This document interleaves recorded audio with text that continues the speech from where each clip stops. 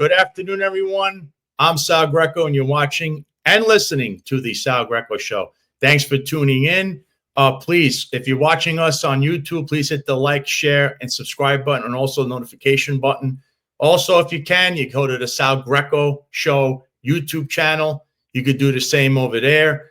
Also, this is streaming on X. Give the Sal Greco on X a follow. Also, the Finest Unfiltered. We're also on X. Give it a follow there. You could also like the show and repost it there.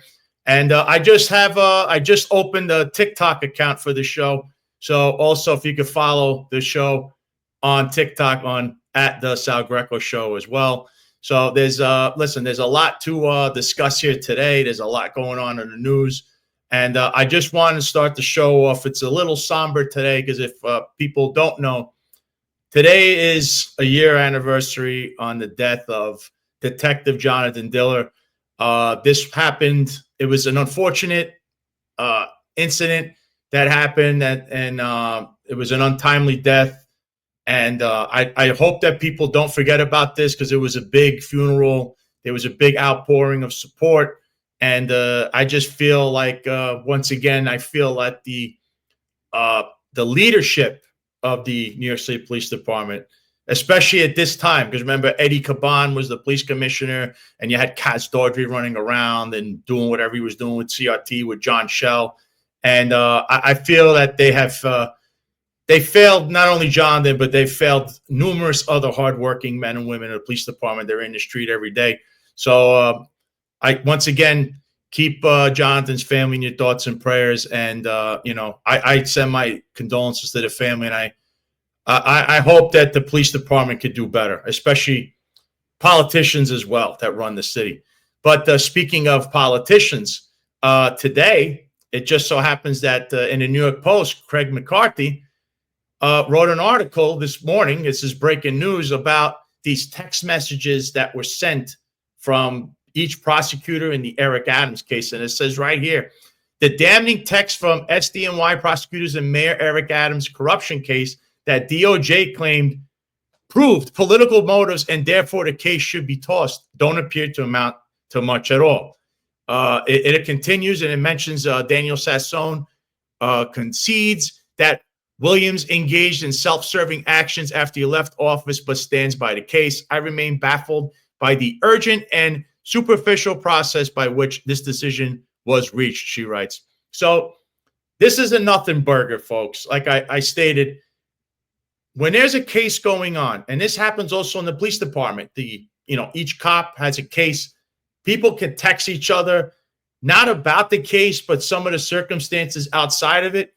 This can't be used in a court. And even if it is shown, it shows nothing. Again, what it shows here is the incompetence of Emil Bove and these people that President Trump put to be in charge of the Southern District of New York, or not even Southern District of New York, of the DOJ. We've seen a couple of fumbles already by them, a couple of eggs on their faces, and I still think that Eric Adams' situation is a black eye for the Trump administration.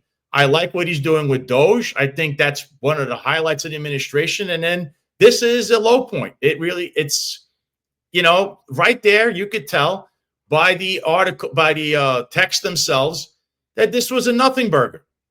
There's nothing there. I don't know what they're trying to get at, but, like anything else, they're going to try to make this into something that it's not. And I truly don't understand what the logic is of trying to put these texts into this case. And this case is going on and on and on. As you know, Judge Ho who's the judge presiding over this, he still hasn't dismissed this, and he doesn't have to.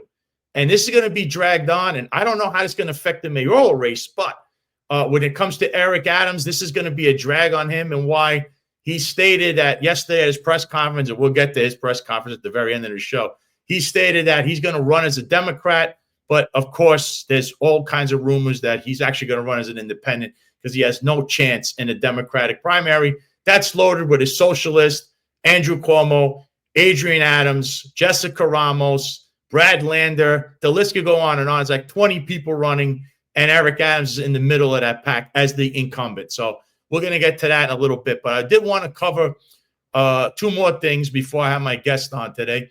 So there was an article in the Daily News. It was actually written by Kenneth Corey, who was the former chief of department. A good guy, even though he was spotted with the mob associate that ran Consa Frito.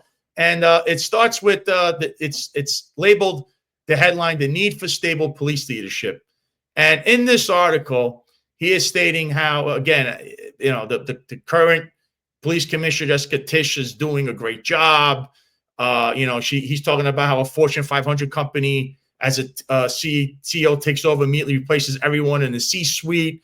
So, and he's saying, he's basically making a overall judgment here, which is or observation that the police commissioner should probably be picked or voted on, because as you've noticed in other cities, and he references Los Angeles has had at least 4 police chiefs in the last 25 years or 20 years. And although there's another article that supports that many jurisdictions all over the country, right, have been changing chiefs more than they have been, I think it's right. And here, this is a highlighted paragraph of the article. Exceptional leadership creates better policing. Stable leadership will ensure it lasts. In order to make police departments more efficient and more fair, we have to ensure that they have the time to implement these changes, because it takes time to change any large organization. In Los Angeles, the chief is appointed to a 5-year term. So while the NYPD is on its 4th commissioner in 3 years, the LAPD has had 4 chiefs in the last 23 years. And that's what I'm trying to say, is that if you appoint a police commissioner or the head of the police department to a 5-year term, unless they step down because they're corrupt, kind of like what we've seen in NYPD, but that normally doesn't happen, at least. So you would have had a less of a turnover, and you would have had a police commissioner that's stable, kind of like, whether we like him or not, Ray Kelly was there for 12 years. Whether we agree or disagree on how he was governing the police department, he brought stability. But he was there for 12 years, the whole term of Bloomberg. Here, we've had, again, 4 police commissioners in 3 years, and a lot could be said about that, you know. So now stepping into the next segment, what I'm going to segue into is, so my guest will be on a little bit, but I wanted to show you this video package from ABC News, Channel 7 in New York City. And it was in reference to, again, the former NYPD Lieutenant Quatisha Epps and her case. And a few weeks ago, we had her attorney, Eric Sanders, on, who's also in this video. And she is a portion of this whole interview she gave. And this references a little bit of what we're going to discuss, which is the EEO part of the case. Because remember, in the police department, if you have sexual harassment or anything like that, you would complain to EEO. But apparently in the NYPD, you weren't going straight to EEO. You were actually going, the EEO chief, apparently the commissioner, which was Wendy Garcia, she was going to Jeffrey Madry, who's the chief of department. So your complaints, if you complain to EEO, it would go right back to where it shouldn't be, which is the chief of department. So I wanted to play this video for you all. Again, it's from Channel 7 WABC in New York City.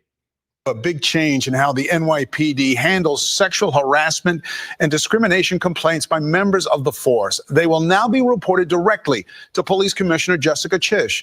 She was just a few weeks ago that Eyewitness News reporter Darla Miles spoke exclusively with a retired lieutenant who claimed former chief of department Jeffrey Madry coerced her into having sex. She said she felt she had nowhere to turn with her complaints. Eyewitness News reporter Darla Miles live at police headquarters in Lower Manhattan with more. Darla.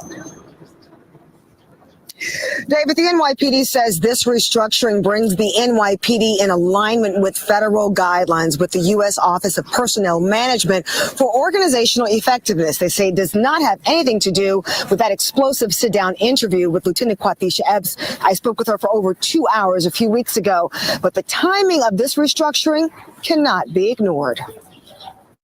Allegations of sexual harassment and discrimination will now have direct supervision by NYPD Commissioner Jessica Tisch.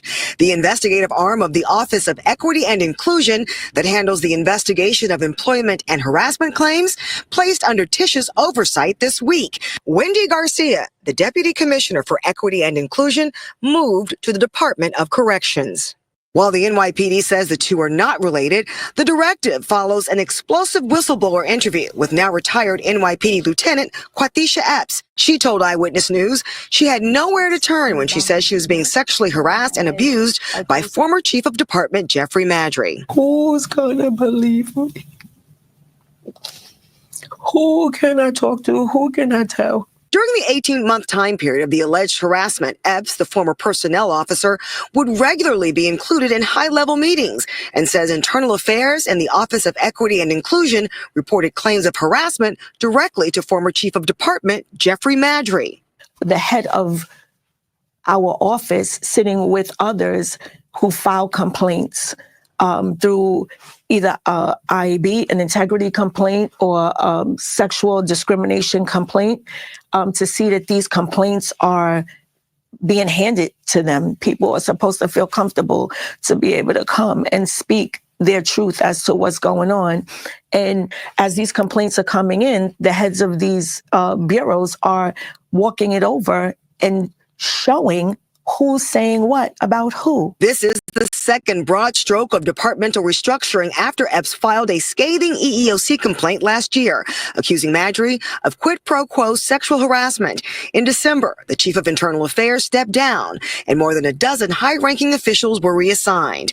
Epps says former Deputy Commissioner Garcia did reach out after she filed her complaint, but she declined to speak with her. Knowing how this works, you are supposed to be the head of equity and inclusion and keeping things fair and just.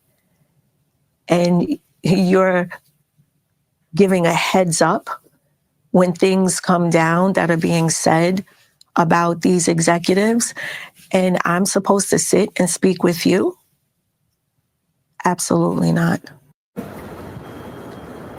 Now, it should be clear to say that former Deputy Commissioner Wendy Garcia has not been accused of any wrongdoing. She has just simply moved to a new department, the Department of Corrections. As for former Chief of Department Jeffrey Madry, he has strongly denied all of the allegations against him. So there you have it from ABC News. As Darla Miles, an excellent reporter in her own. She's excellent in what she does, and you can hear from that report. There's a lot going on there with NYPD Equity Inclusion and this Deputy Commissioner of Equity Inclusion, Wendy Garcia, who worked there for a few years. And we noticed that they mentioned a procedure that all of a sudden they changed the day that not only this happened, but there was an article also written that kind of highlighted Wendy Garcia and that she all of a sudden changed or switched her role to the Department of Corrections. So I thought, who else could be better to bring on this than the author of this article and numerous others? And he's also been mentioned by John Schell and Kaz Daughtry in their attack on journalists. So I'm bringing on a well-respected journalist. I respect him a lot. He writes criminal justice and reports on corrections and the New York City Police Department. And that's Graham Rayman from the New York Daily News. Graham, welcome to the Sal Greco Show. How are you today? I'm doing well. Thanks for having me, Sal. Oh, definitely, Graham. It's actually an honor because I like your work. As you've watched previous episodes, if you haven't, of the show, I've referenced your articles numerous times. I call you and Chris Sommerfeld the Batman and Robin of New York City, the beat, basically, the political beat or the City Hall beat. And the reason I wanted to have you on is obviously there's a few articles and a few topics and subjects you've covered. But lately, this one in particular, you wrote a whole article about Wendy Garcia being shifted over and the timing doesn't seem right with everything. So I don't know if you could talk to us about what you found out in regards to EEO and how they handle this situation with her and why she's all of a sudden in corrections, which is something you know very well about because you've been covering corrections for many years, and all of a sudden now she's doing this job at corrections and no one's asking any questions. Yeah, this actually started in January. I first heard that she was being moved over to correction in January, but nobody would confirm it. I mean, it was already in the works as the EPS, I guess I should call it the Madry scandal was really coming to a head. And you don't really, it immediately raised a question for me, because you don't move from a deputy commissioner job in the NYPD generally over to correction, she I mean, clearly to me, they won't admit it, but clearly to me the two things were related. And it's the EEO, just to touch on some historical context, the EEO operation in the police department, has long had issues, with favoritism and with other kinds of situations where the investigations are being manipulated in some way. And of course, in 2021, the head of EEO, James Cabell, was forced to retire after he was found to be posting racist comments on NYPD chat rooms. So like this whole thing where Madry, as Epps alleges, was knew about the complaints, is an issue. It's supposed to be an independent process, and once again, this illustrates it. Sort of at the top of the department, there was a lot of meddling going on with it in systems that were supposed to provide avenues for oversight and for reporting of complaints. Yeah, it seems that way, Graham, because it seems that the reporting, and I've seen in also other articles you've written, especially in regards to lawsuits, that there was complaints filed to EEO, but yet there's no action by EEO. So it kind of falls in exactly what you're saying. It could be, again, this has been going on for decades, but it seems that under Wendy Garcia, this was a problem, especially on the Eric Adams administration in general. It seems to be a repetitive problem. I mean, I've seen you write other articles about lawsuits, and it mentions EEO in there. So how did the NYPD not catch this or do anything about it? And it seems that Epps' allegation that Madry was catching it because she would walk it down to him before she did anything, that kind of falls in line with what you were describing. Well, obviously in any litigation situation, there's a monetary aspect to the calculus that's done, but I mean, there's a reason why there are so many lawsuits filed stemming from EEO complaints in the NYPD, and one of them is that people are dissatisfied with the internal process of what's happening, and so they go through they essentially go through those motions because they're required to, but ultimately, when inevitably their complaint is rejected, then that frees them up to file the lawsuit, and that's where they're going to get whatever redress or compensation or whatever it is that they're looking for. Yes, I just see it seems to be a pattern, and we're going to get to it later on with the Tim Pearson stuff. Same thing, EEO, people get involved, and then it just goes nowhere.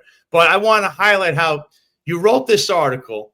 This came out, I believe, on a Friday. It just happened to be that you have been on the tail of this, and all of a sudden the police department, which says, oh, we're just doing this because, seemed to react to what you're reporting and what ABC News had that day, that they finally put this part up about Wendy Garcia. Because you've been on the tails of this, but yet, you hear rumblings and rumors, and then boom, all of a sudden, oh, she's in corrections, because that the corrections procedure. So don't you, I mean, what are your thoughts on someone just moving? Like, she's obviously, there's rumors of her being under investigation, even though ABC didn't confirm this, but there's rumors of that. And then she just slides over to another department and no one's asking any questions, yet she's under a ring of fire as far as, what could be, viewed as corruption.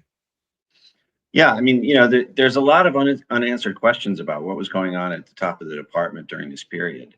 I have a hard time believing, and I think a lot of people have a hard time believing, that all of this stuff was unknown to all of the top officials that are there. And it was the last week when I did that story about Wendy Garcia, I looked at the NYPD webpage and the Correction Department webpage, and they both had her in that position. And that just gives you on their websites. And that just gives you a sense of how hasty, that lateral move was, but I think, Tish moving control of the EEO, the investigative arm of EEO, because they split it into two parts. The investigative arm came under her control, directly under her control, rather than through the deputy commissioner for inclusion. And then equity and inclusion, remained a separate, is now kind of a separate body. I think that was a smart move if her intent is to get control over what's going on in that unit. So I see where you mean that, but the flip side of that question is now what they're stating here, Graham, is, oh, well, the police commissioner will now handle all EEOs, which, Graham, she runs the police department day-to-day operations. It's a large operation. Where does she have time to listen to EEOs, or who's going to be listening to that? Because that's what a commissioner is for. They work at the behest of the police commissioner. Now, there is none. She is now the police commissioner and the EEO commissioner. So I really don't understand. It's kind of like rearranging the furniture and nothing ever happens in the room. Right. It's a good point. I mean, the other part of it is that, there was a lot of administrative overtime that was being earned. This is all related, right? There was a lot of administrative overtime being earned by the people assigned to the offices of top chiefs like Madry. Correct. And yet the department at the same time is overwhelmed by the staffing shortage, and there's forced overtime in all these precincts. The rank and file is beleaguered, and exhausted, and yet there's all this administrative OT being earned, and like all that stuff together with what was happening in the content, within the Madry and EPS part of it, and all of that. There's just lots of unanswered questions about who was running the department really, during that period.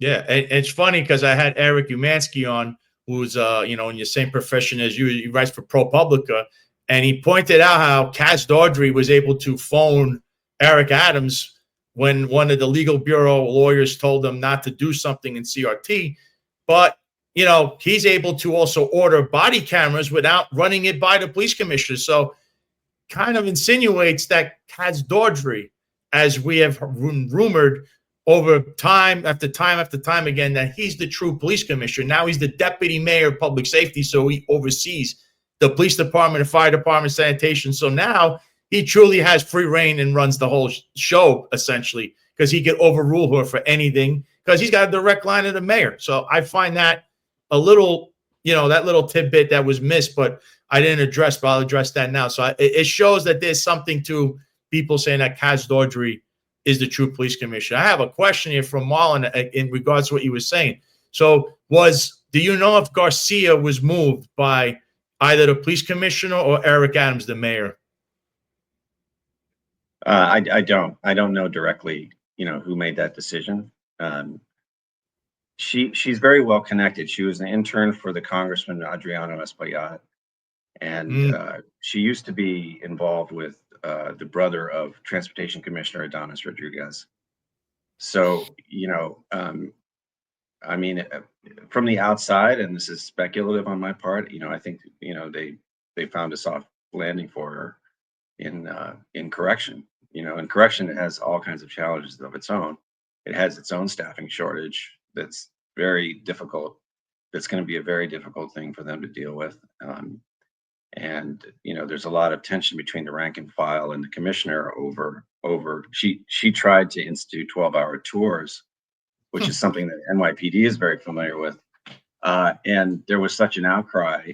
There was almost a fist fight in a meeting between management, union reps, and the rank and file in one of the jails about a month and a half ago. And so she had to withdraw that. So, that's not going to be an easy job either, but yeah, I mean, that's my sense of it. I don't have any direct knowledge of who ordered that to happen. Yeah, it's a question that we'll see if anybody in this administration actually wants to give any details. Usually they just no comment, or Eric himself will he'll just talk about himself, And yeah, I mean, look, his articles you wrote, New York City jail data show a sharp increase in correction officers out on family leave. I mean, you write a lot of excellent stuff on that. And just to back up what Graham's saying, in the last couple of days, they mentioned, I believe, over 1,200 NYPD officers have now retired or resigned or left the job. So there is a big, exodus, mass exodus off the police department. Corrections doesn't have the personnel. They have a personnel problem. And also, I believe that they don't allocate the personnel correctly, where Eric Adams campaigned that he was going to staff the police department correct, where he's going to take the officers that were administrative, meaning they work in one police plaza or they have these administrative roles, back out in the street. He was only hooking up his cronies. There's so many units that have all these administrative cops that I've lost count. So they don't allocate the personnel correctly. And then right here, we have 1,250 cops in the past 3.5 months alone that NYPD lost. So I can only imagine what corrections is going through, which you happen to cover almost as much as you cover the NYPD, and you do a very good job of it. And I wanted to. I mean, I wouldn't quite couch it the way you couched it, but there is kind of a disconnect between what's happening in the operational units on the line, the day-to-day sort of bread and butter units that do all the work, and there's a lot of cops and units that maybe aren't directly tasked in that direction, and I mean, like I would think that one of the most beleaguered civil servant job titles in city government is the NYPD sergeant, because they have to deal with it from from all angles, and I think that's one of the reasons why you're going to see a lot of retirements from the sergeant ranks. Yeah, it's sad because we don't have. You're also losing the veteran leadership, the veteran voices, and now you have these cops that may or may not know how to handle certain situations, or they're a little younger, or they have less than 5 years on. They're trained differently than the people that were trained a different way. So you have a lot of that going on. So you're right. And it's just, there's got to be, someone has to come up with, okay, why are all these cops, why are these supervisors leaving in droves? What are we doing wrong? But they don't do that, because that would mean that Jessica Tisch or John Shell have to look themselves in the mirror and say, we're doing something that drives these people off this job. What is it? Because they'll have to admit that they're at fault, and I don't think they could do that. That's just my opinion. Look, in this article you wrote there alone, you can see right there for the past year and a half, we've told the city we didn't want 12-hour tours because it's not good for our members. It's not good for their health. It's not good for their home life. And because they make life and death situations, it's not good for anyone. Valerong said, that's the head of the SBA. And now they shoved 12-hour down our throats at the last minute. That was the contract. They wanted to give them 12-hour tours. But I think that, in all honesty, the PBA agreed to it, and I don't see how the rest of every agency doesn't follow suit. I just think the NYPD is way behind all the other agencies around New York, like Suffolk County, I think, and even Nassau. I think they try to implement 12-hour tours. So they're late to the party, and they're doing it wrong. They're even rolling it out right. Yeah, that article was actually written by my colleague Tom Tracy. But yeah, I mean, these are both symptoms of a bigger problem, which is the declining numbers in the uniform ranks and how to deal with it. Also, I think this is a kind of an interesting illustration of some of the feeling within the rank and file. Is that a cop suggested to me that since there's so many unanswered questions about what's happening at the top of the department and sort of the interplay between the top officials in the Adams administration and the police commission. This is pre-Tisch, during that period, during the Caban period mainly.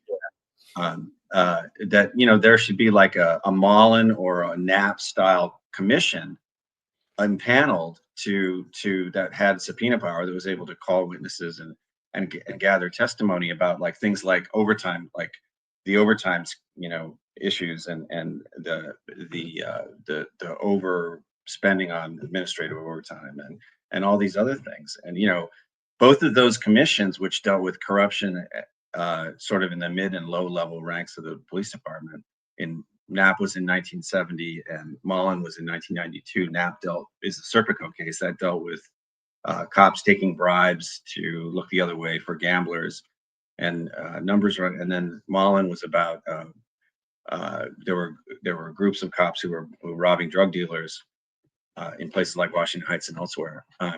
But both of those had the imprimatur of the mayor and the support of the mayor to do, and that's one of the reasons why those commissions were done. In this case, of course, there's not going to be any support for that from City Hall. So anyway, it's just an interesting idea, and it shows, like, you know, that cops on the job are watching this stuff as, you know, pretty closely, and they've, you know, got their own opinions about how things are going. And also, you know, the department keeps functioning. Arrests keep getting made. You know, they make arrests in big cases. They do great investigations. You know, somehow with all this drama at the top of the NYPD, you know, the machine continues to function, which, you know, in a way is encouraging and positive. Yeah. So you don't think we're headed for another Mullen commission, because it doesn't look like there's any support for that through Eric Adams, at least in his office in City Hall. I mean, I don't see it, but maybe, you know, maybe this council will take it up. Who knows? Yeah, I would hope that at least somebody running for office, whether it's like Curtis Lewer or Jim Walden or Andrew Cuomo, someone says, I'm going to have a commission that gets to the problem here seems to be the leadership, because as you said, police officers, and we commend them all. We're not against police, just so everyone understands. It's the men and women and rank and file in the street every day. They do their job no matter what. But when you have leaders like John Schell and Kaz Daughtry, Eddie Caban, all this craziness up top, that's a problem. Their leadership is horrendous. Here was another article that was written by I believe Chris Summerfield wrote that Kaz Daughtry got a waiver to live in Long Island, even though he needs a New York City residency requirement to be the deputy mayor. And I believe he didn't file a 211 waiver, which also is Anthony Miranda, Tim Pearson, and Phil Banks also didn't sign, even though they have a New York City pension already and are working and work for the administration. So this, and with him, there's a lot of questions, because he was a commissioner, he was a detective, he was running around with a gun on his hip. It's like, it's wild what kind of stuff that guy got away with. And it's still to this day. I mean, I don't know what's going on with him. But that was also another good article by your compadre there. Yeah, well, you know, one of the themes here over the past couple of years is sort of the granting of special favors or special, you know, the sort of back channel, back channel favor granting stuff that's outside the boundaries of the regular rules that every other cop has to follow. Cops get CDs, they get written up, they get disciplinary charges filed against them, and you know, I think they want a level playing field, and then when they see these kind of special dispensations, that's what really causes a lot of discontent. It causes friction, because it's definitely like a separation of powers. I mean, this guy has a laundry list of stuff, and we don't know if he's receiving his New York City Police Department pension, if he's active, because he has less than 20 years. So I don't know. I don't know the story with this guy. He just seems to be like the heir apparent to Eric Adams, if there ever was one.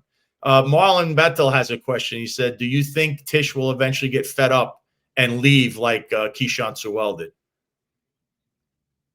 Yeah, the departure of Sewell was a big red flag. I don't know if everyone recognized it immediately at the time. I was thinking, you know, time has proven, you know, it was surprising that she, you know, to reach the height of the department and then to leave, you know, like that abruptly. But, you know, it turned out that she knew stuff that maybe the rest of us didn't know. But no, I'm not sure about how long Police Commissioner Tish is going to stay. You know, I think that she sees the job as a sort of getting back to basics, if we take her at her word, and I guess the question is what the big factor will be. The political landscape. You know, we have no idea what's going to happen over the next 4 months. The entire political landscape of the city could very well change. Yeah, because we have a mayor who's really, you know, I don't know what he's doing. We have a mayoral race that you have all this infighting in the Democratic primary. You have Curtis Lee outside all by himself as a Republican. We have independents. You might have the mayor run independently. It's just nuts. And they're touting public safety, but really, do people feel safe in New York City? I don't know. They claim, there's a body for body scandal there in Transit District 20. We had that commander leave, but yet they were fudging numbers, I believe. And Graham, you've covered this for years. The thing is, every commander does that, but they're not talking about arresting all these homeless people, which seems to be a mandate from the top, which is Tisch and company. And they're taking people in and out. People could watch this. It's now citywide. And I think, and there's a lot of declined prosecutions with this. And it seems to be their answer to, we're going to try to close that gap, because they say there's 7 felonies a day in transit, Graham. There's no way that is not a true, that cannot be a true statement. It's more like there's 7 felonies an hour in each district, but yet somehow they're claiming this. And I think that's the mantra, how to make Tisch look like she's the queen of public safety and that she solved this problem. And 2, Eric Adams is now touting that it's the safest big city yet again, which we know that is definitely not the case. The surge in the subway, this is one of those solutions that is going to work as long as the money is there to continue it. I don't know if it has particularly lasting effect, because the heart of the problem is more of a social service problem than it is. Correct.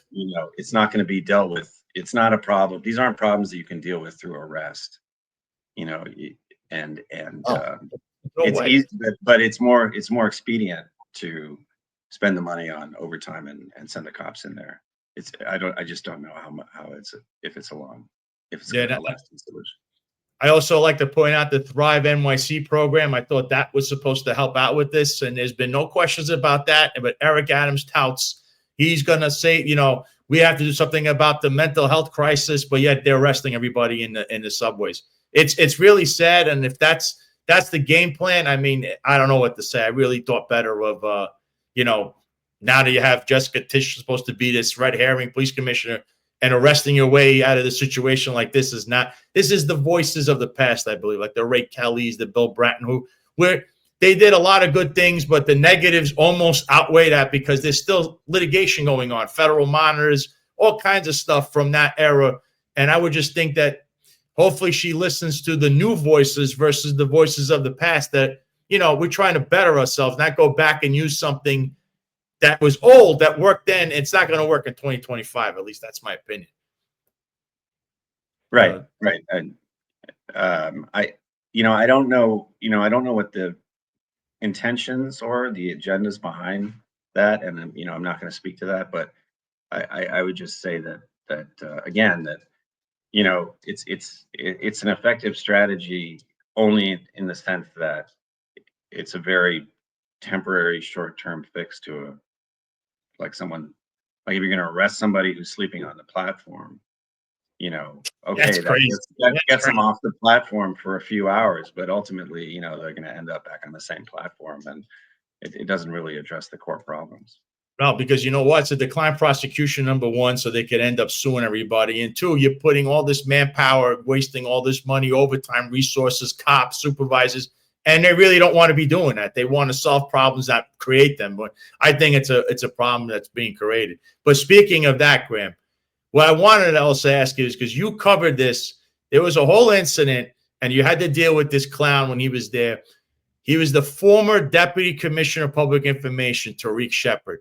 And you had a little bit, you've had your problems with this guy and John Shell and Kaz Dodger, I think, were attacking you online also. But you have been covering his underling that was with him. And this is one of the units I'm explaining that was overstaffed. They had over 80 cops in this administrative unit, DCPI, when really you could use a sergeant, 4 cops. You don't need all these people there, but it was a cop. Then I think it was Hugh Tran, who basically left someone a quadriplegic in New Jersey. I believe he stopped at a red light, put some bullets in this guy for no reason, and went to work like nothing ever happened again. And then he seems to be the guy that filmed that infamous flag raising at Columbia University, which you also wrote about. So I don't know if you could tell us a little bit about that whole situation, with Tarik Sheppard, this officer who's right now in a criminal case still. We're waiting to see what happens with that in New Jersey, and how you've been treated by Tarik Sheppard and John Shell online. And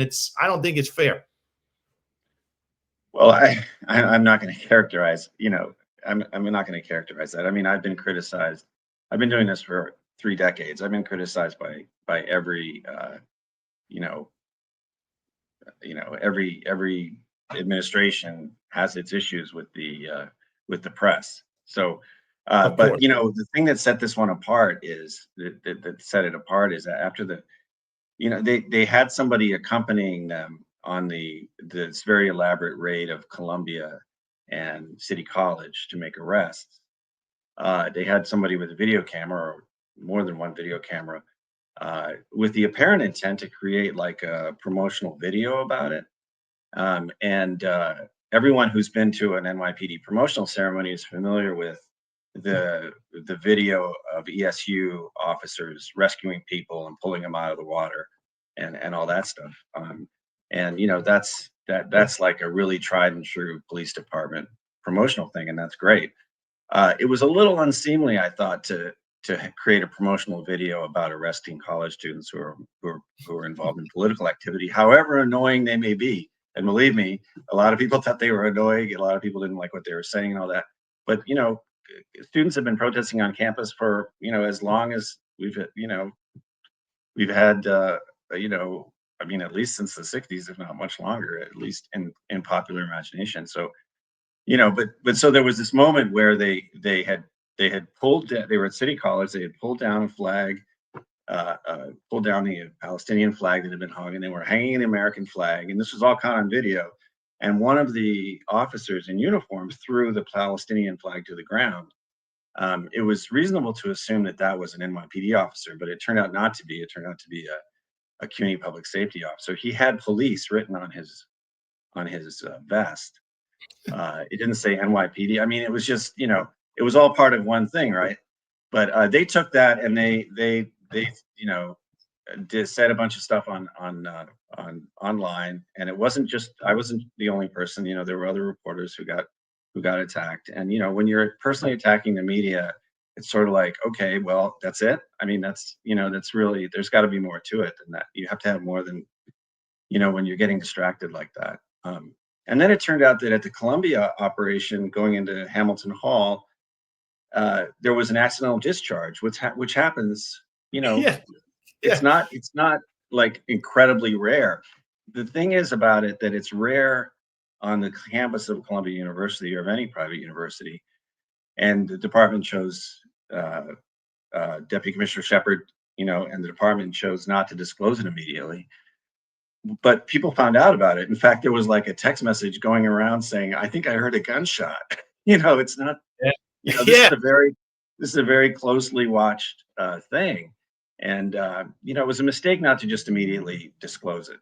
The lesson is always, in a situation like that where it's highly, it's like, disclose it first before you're asked about it, because then you don't have to deal with a week of press questioning why you didn't disclose it, which is exactly what happened in that situation. We also had go ahead. I'm sorry. You had the other incident too, because the officer Huan Tram that was a guy that actually filmed that Columbia University stunt, and then he went on to get involved in that shooting, and that's also something you broke. That there's a lawsuit with that, and there's also a criminal case with that. And the guy just gingerly shot someone and then goes to work like nothing ever happened. There's all kinds of issues. I believe you wrote about his mental state, that they had a psychiatrist, I believe, from the NYPD try to interview him.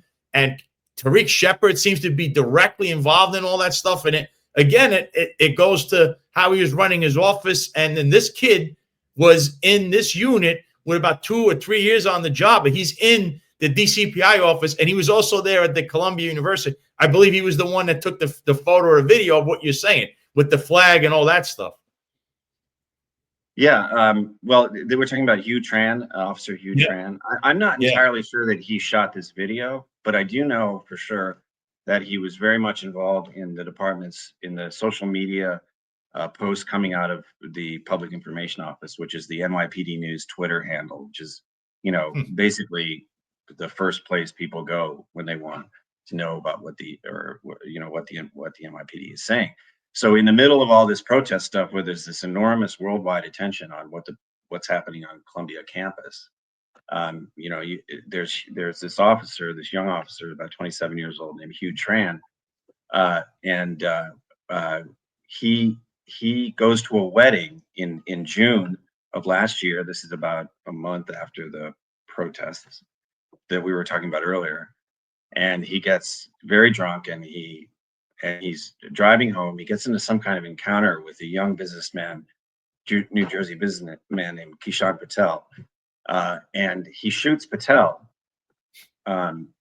Patel is now barely functional. He's in a rehab center in Texas, and his family, his parents are there, doing this vigil, hoping and praying that he's going to improve to the point where he can return in some way, but it's unlikely. He's going to have care for the rest of his life.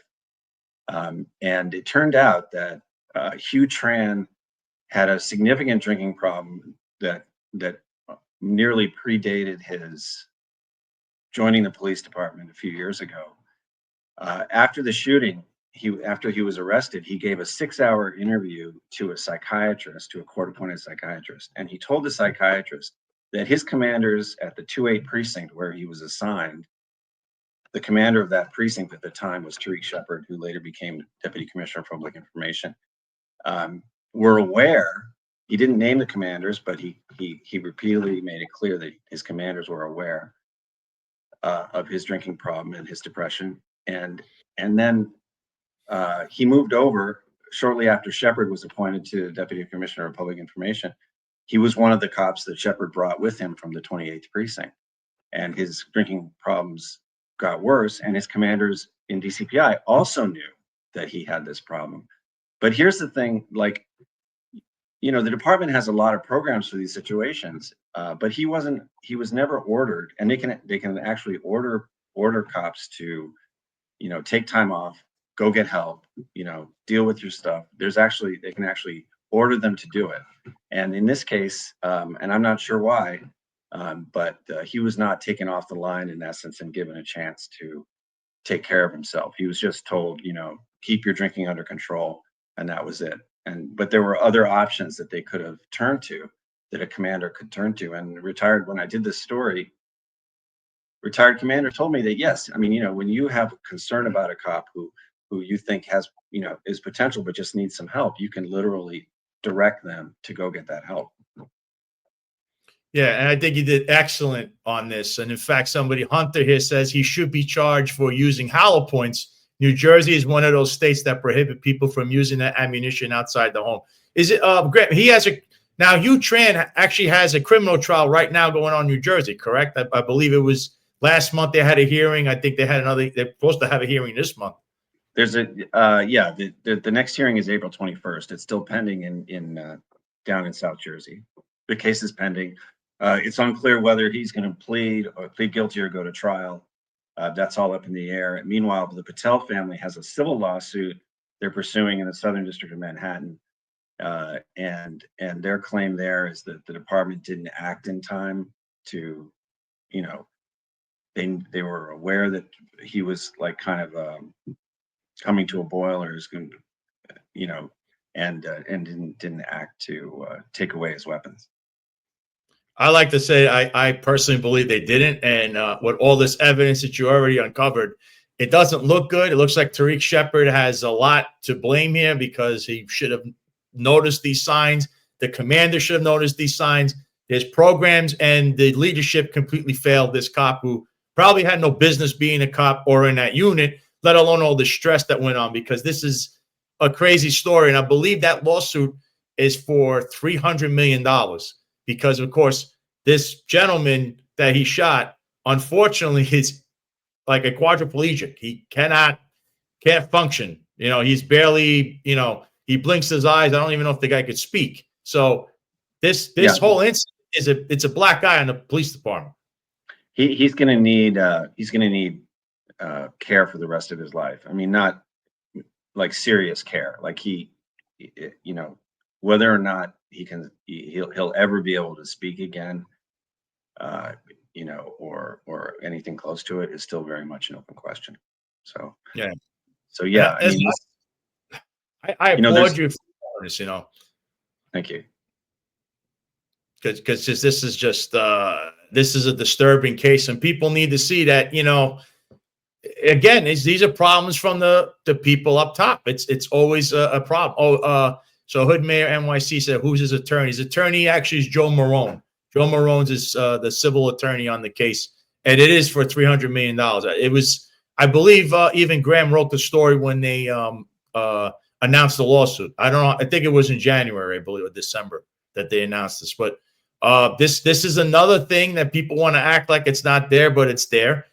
And there's another story I want to cover before you leave, which is you've been on the forefront of the esteemed former deputy mayor of public safety, Tim Pearson.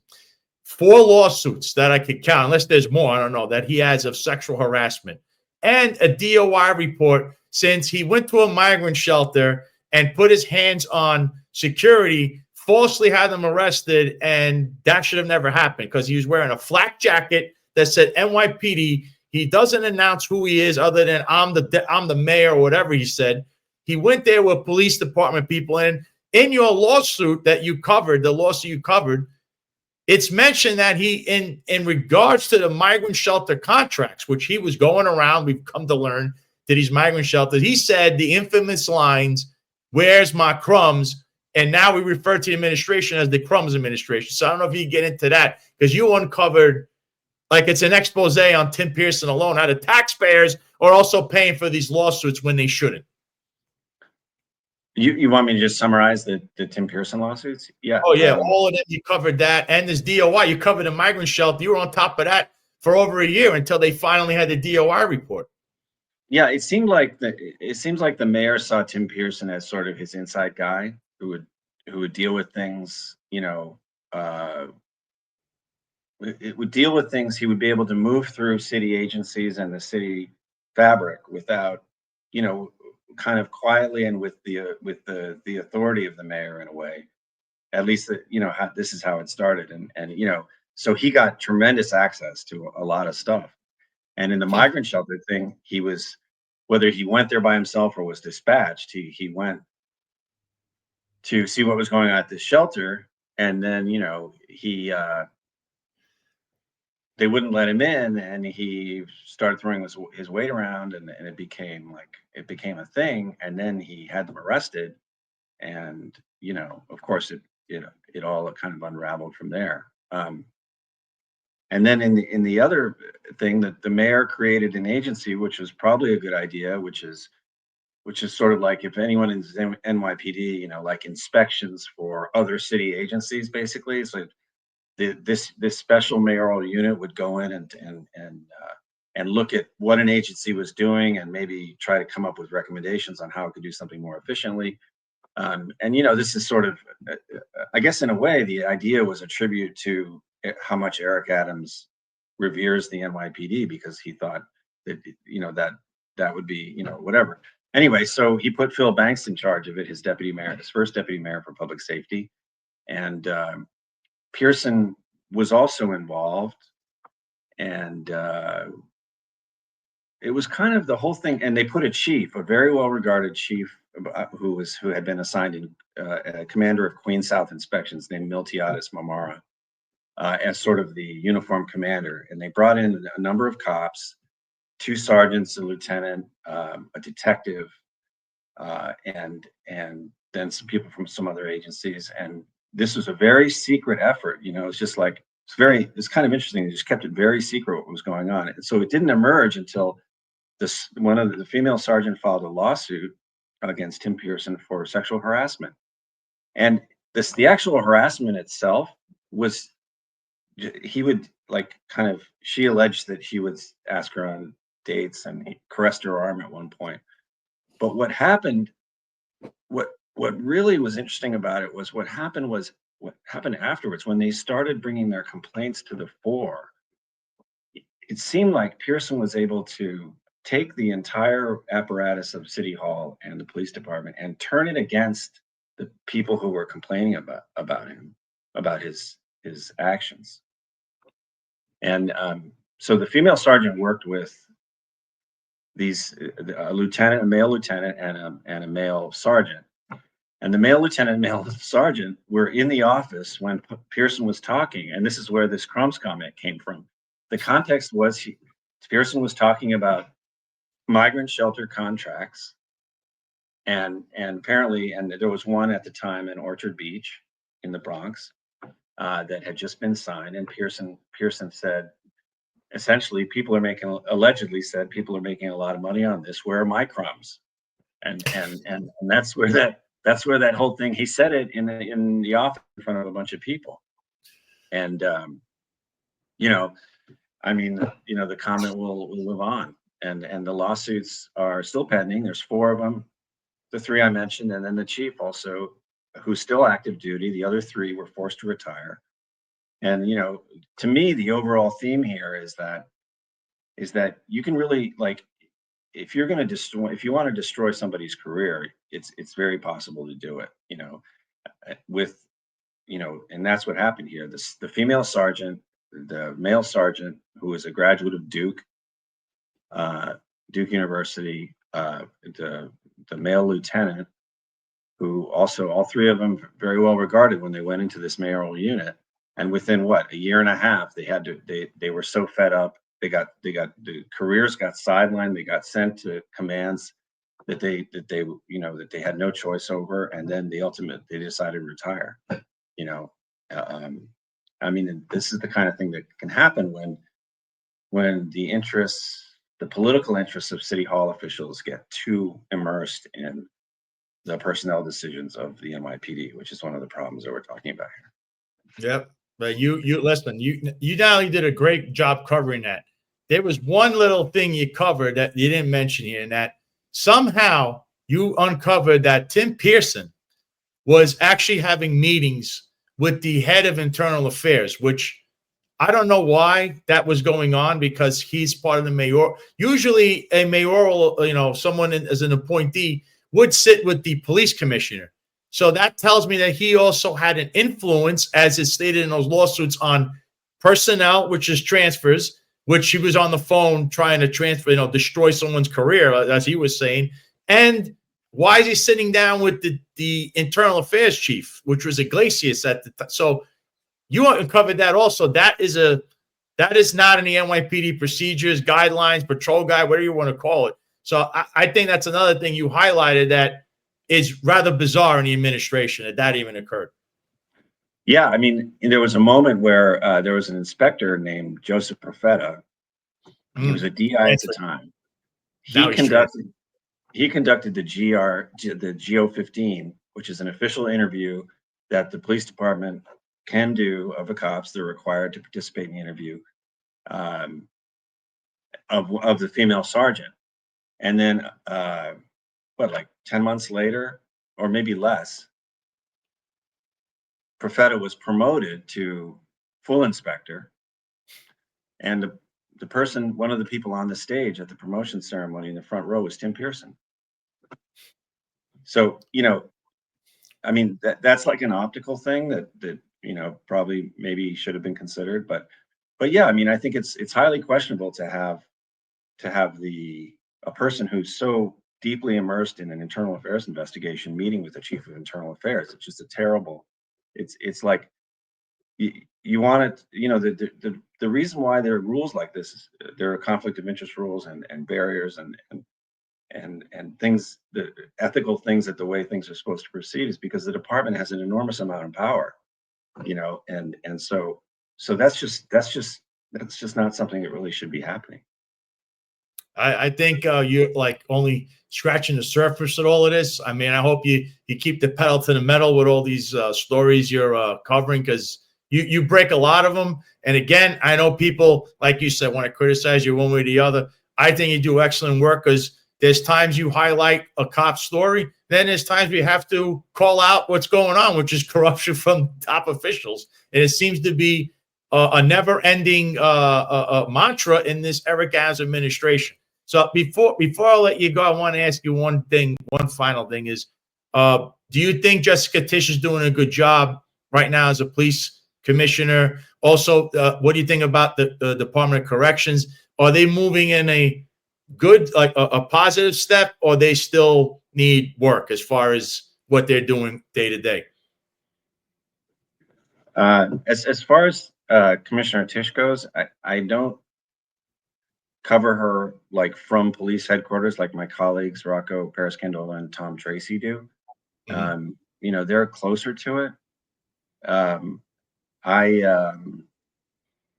You know, I think one of the first things she said was she wanted to sort of get back to basics, and I think that's the theme we've been talking about this whole time, is that, you know, for a period at the top of the department, there were other considerations at play that maybe should not have been at play. As far as DOC goes, DOC has a big challenge. The staffing thing, the staffing shortage, the number of officers keeps going down. The population keeps going up. They're going to spend billions and billions of dollars on new jails that aren't going to have the capacity to aren't going to have the capacity to cover the current population, which is almost 7,000 people, just over 7,000 people. And you know, something's going to have to give there. And I think they can probably reduce the population with some measures that are related to speeding up criminal court cases. But that there is an effort within the state court system to try to do just that. It's unclear how effective it is, though.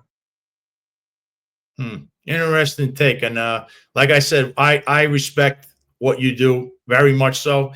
I think you do excellent work. So for anybody that wants to, you know, see what you're doing next, how do people reach out to you? Do you have, I don't know if you have Twitter or X. I didn't think, I know you had, I didn't see if you had it the other day though. They can reach out to me at my Daily News email, grayman@nydailynews.com. And okay, I'm happy to hear from any and all.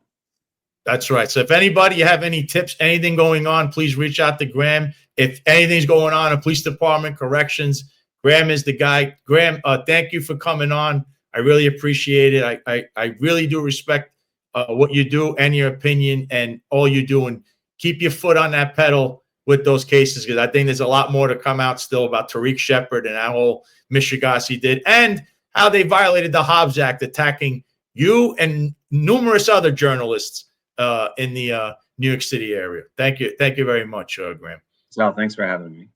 Take care. Thank you. So, folks, I was wanted to end the show on this note. Okay, so you heard a lot there. Look, on this show, this isn't like The Finest Unfiltered. This isn't, you know, I'm not gonna bend the knee to people, Joe Cops of the world. Here, we get a little bit of everything. We're gonna have journalists, you're gonna have politicians, you're gonna have former cops. You might even have some athletes coming down the pike, lawyers. This is a show where I try to bring you fact-based analysis, or trying to have a good time, forget about things. So, you know, have a good laugh. And that's what I like to do. So before I move on to the final segment of this show, if you can, tomorrow at 8:05, live in the morning, The Finest Unfiltered will be back at it with Eric Dim and John McCarty on the Finest Unfiltered Network on the YouTube and Rumble X. Also, 17:05, 5:05 live, that is, Eastern. You're going to have the executive perspective. That's what Ron Layson and Rob Lukash. You can watch that also. It's an excellent show. Gives you an executive take. Two former executives in the New York City Police Department. They give their take on current issues and legalities and actions that have been taken by either the police department, the mayor, whoever. So you can please check that out. Also, if you haven't, please check out GoFundMe for Eric Dim and his family. Of course, his son, Derek Strong. He's still we're going at it with this. This is going to be a battle that he's still fighting, and we all need to support him if we can. So if you can, you go to the GoFundMe page, check that out for Eric Dim. And also, if you go to the website to get the T-shirt, that could also help. I believe it's squad/life.com. get your Derek Strong t-shirts, show some support, some love. And Eric, you're always in my heart, man, you and your family. And so with that being said, I was going to end this on a good note, but a funny note as well. And yesterday we had the illustrious mayor of New York City had his press conference, like I said. And during his press conference, he mentioned something. He starts rambling on about the media and all this other stuff.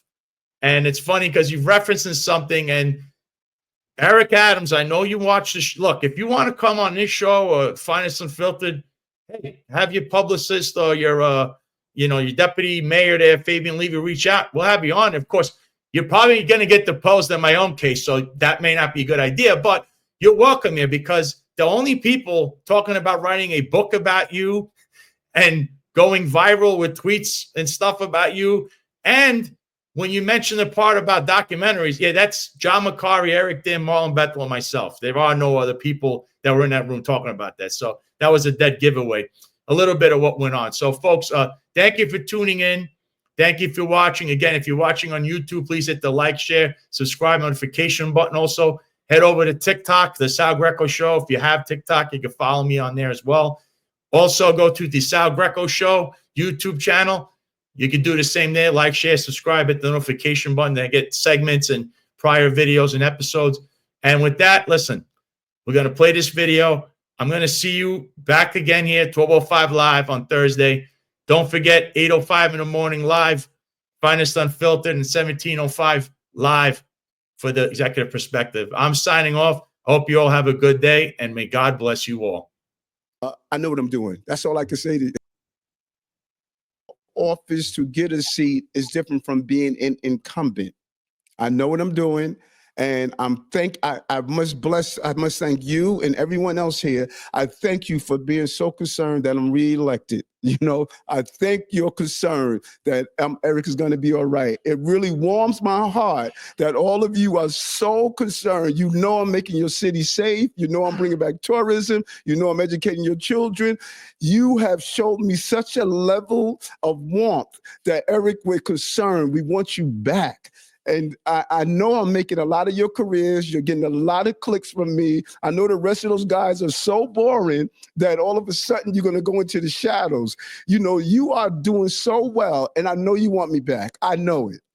I'll be back. Don't worry about it. I'm not going anywhere. You're going to all write books. You're going to all do documentaries. You're going to all continue to get the clicks you want. Every time you tweet my name, people click right away.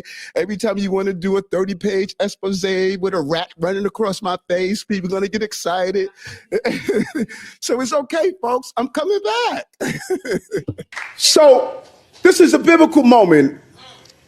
You know, when Jesus was on the cross, he said, God, forgive them, for they know not what they do. All these Negroes who are asking me to step down, God, forgive them.